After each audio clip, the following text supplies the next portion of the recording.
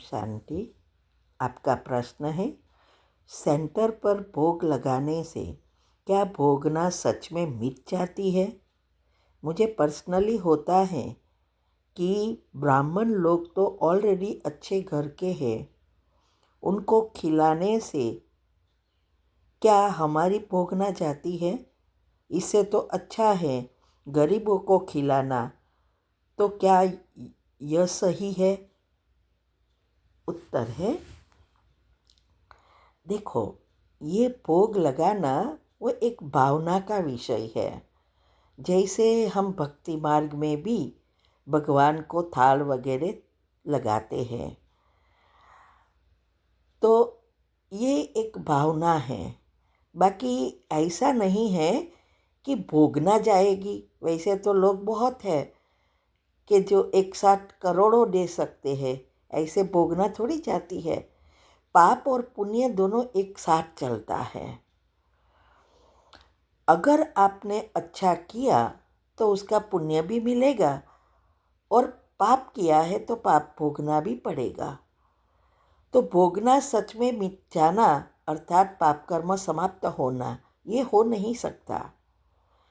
इसीलिए ये सेंटर पर हम भोग लगाते हैं, वो बाबा की इनडायरेक्ट यज्ञ की सेवा है।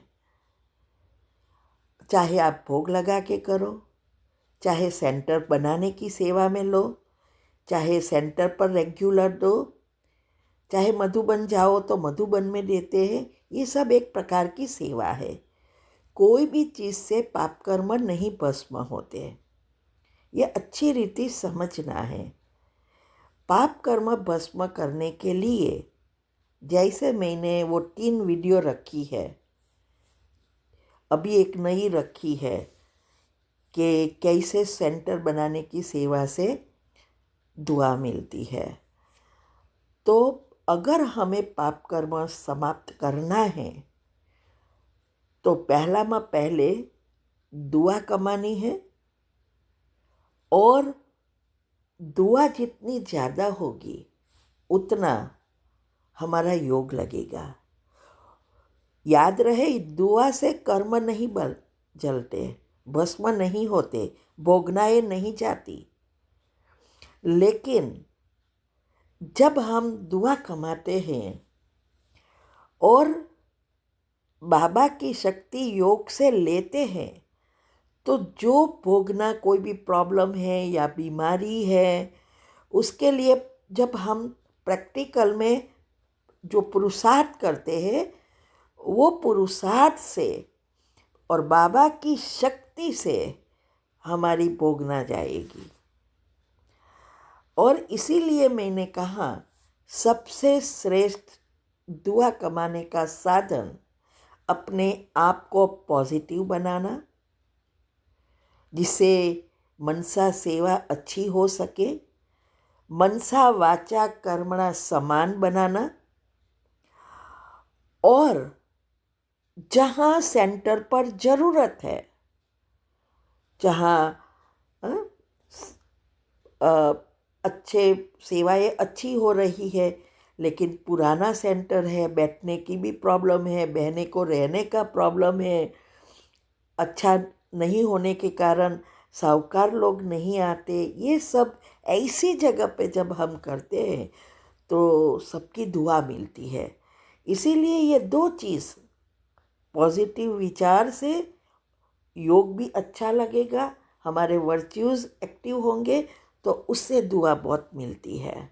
क्योंकि सारा हमारा यज्ञ का जो लक्ष्य है स्वर्ग बनाने का, और वो है पॉजिटिव विचार से ही ये सारी विश्व की एनर्जी नेगेटिव हो गई है, और उसको पॉजिटिव बनाना, यही स्वर्ग बनाना, यही बाबा के माना भगवान के कार्य में मददगार बनना। लेकिन हम भोग लगाए, पुरुषार्थ कुछ ना करें, सारा दिन दुनिया वाली चीज़ों सोचते रहे, योग नहीं करते, और हमारे कर्म अलग होते हैं, बोल अलग होते हैं, व्यवहार अलग होता है, तो कोई कर्म की हिसाब किताब चुकतू नहीं होंगे, बल्कि नया कर्म बनेंगे। इसीलिए ये बहुत बहुत समझने की बात है। ज्ञान का अर्थ ही है समझ। तो इसीलिए हमने अभी जो खोला अनाथ और बुजुर्ग लोगों के लिए भोजन देने के, उसका कारण यही है कि एक तो गरीबों को तो जाएगा, लेकिन बाबा के सेंटर द्वारा जाएगा। तो एक सेवा से दो सेवा होगी। ये वीडियो आप सुनना तो आपको समझ में आएगा। तो भोग लगाओ, हाँ लगाओ, अगर आपकी भावना है लगाओ, लेकिन वो संकल्प से नहीं कि मेरी भोगना चली जाएगी। नहीं, ऐसे भोगना कभी नहीं जाएगी। ठीक है। ओम शांति।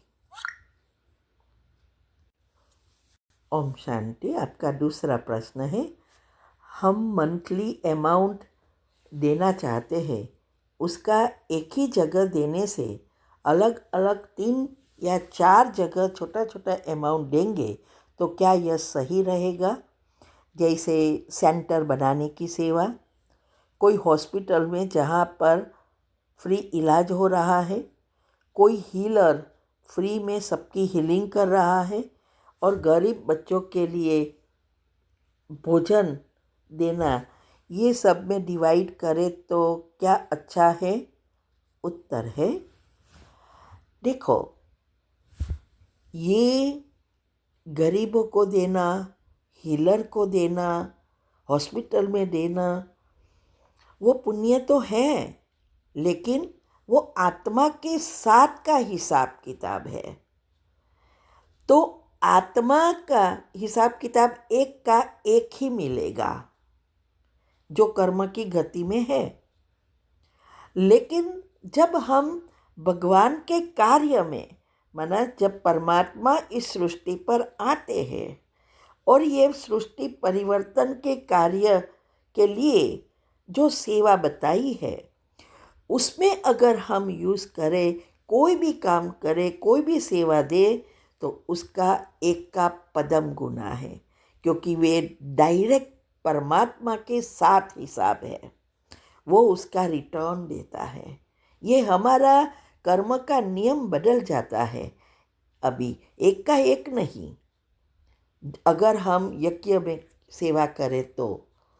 इसीलिए ये हमारे ऊपर है, एक का एक कमाओ या एक का पदम गुना कमाओ। दूसरा, ये हॉस्पिटल में, ये सभी जगह पर तो बहुत सारे लोग हैं दुनिया में, सब डोनेशन करते हैं, सब निकालते हैं, बड़े बड़े लोग बड़ी अमाउंट करते हैं। तो वो तो सबको मिलेगा ही कोई ना, और सरकार भी मदद करेगी। लेकिन